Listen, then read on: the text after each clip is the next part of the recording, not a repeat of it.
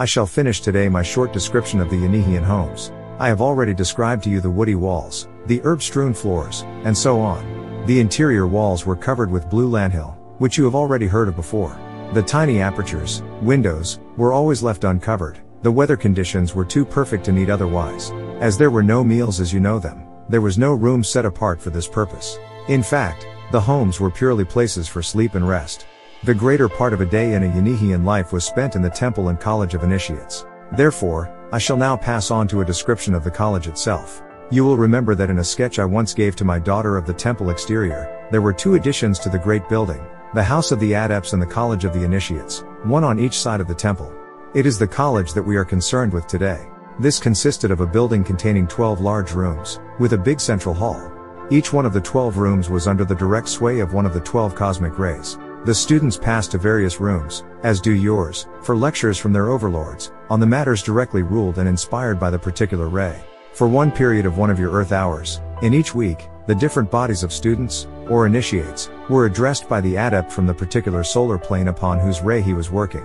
Thus, Jesus spoke on the essences of a Trum, Kahana on recording properties, and he whom you knew on Earth as Buddha, whose real name is Mekimsa, Lord of the fifth solar plane, that whose ray is the creative ray, whose sub-ray is the theta ray of birth, creation. You see, all these adepts were present in each college for one short period in each week. You must realize, you little Earth children, that every single thing, mortal or immortal, visible or invisible, is under the direct dominance of one of the cosmic rays. I cannot stress their utmost importance too greatly. Oh, you poor fools! Do you for one instant imagine that you are arbitrators of your own lives and destinies? Do you not know that in one flash of a passing breath, this tiny and insignificant little planet of yours could become as a tiny handful of ash under the full blaze of the Atrum ray? So, then, these first Earth children were gradually trained in all the solar mysteries. The Tinies, the little ones, also had their own little schools, these child schools being under the direct ruling of the mother logos. This is a matter very difficult to speak of, almost too sacred to put into the written word, but you must try to grasp, my dear ones, that the great solar logos is equally father-mother, as is the infinite I am, and sometimes, life demanded the help of the great mother part of the spirit, always, in the case of my tiny ones. They learned and played, whilst their parents were undergoing the processes of initiation. I was able to go to them every few days. Imagine how dear these tiny Yanihis were. How beautiful in form.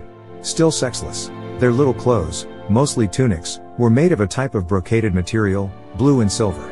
You will notice that I always lay a good deal of stress on the colors. This is necessary, as color plays a great part in your lives, particularly the psychic lives, and so it did in theirs. Footnote: each soul has its own color or shade and perfume.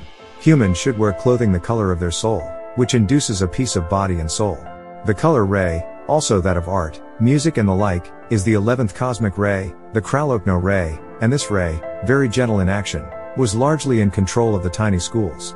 I have told you before that the babies were responsible for the culture of the flower perfumes. Know then, that children from the age of 5 to 15 years were responsible for the culture of the colors of the flowers. Our soft deep blue vegetation, not green as yours, made a perfect medium for the blending of flower colors.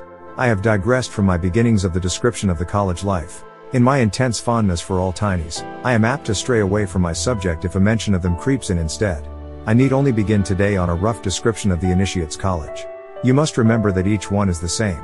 I have mentioned the 12 rooms. These radiated from a central hall, rather like the petals of a flower round its stamens. The entire interior of these colleges was dull silver in color. Whole sheets of a type of soft metal, called yian, were laid on floors, walls, and ceilings. You will note the ceilings. They existed in the colleges, as different from the temple. Here, in each room, daily initiatory lectures took place. The men and women mixed together. Not at any time was there any difference between them. In only one small, but very vital, way did the two sexes differ, and this was in connection with the birth process by the breath. At our next meeting, I shall, God allowing, describe to you the complete process of birth through the breath between the early Yanihian man and woman. It will be a most solemn, sacred thing to speak of, a process literally undreamed of by your hideously dense materialistic world. But it existed for 2 million years, until the destruction of my beloved first Earth world. Woe to the Lamanas, woe to your present races. You stupid children, how have you all, yes, each separate one of you, contributed to the sinking of your Earth plane to its present ghastly level?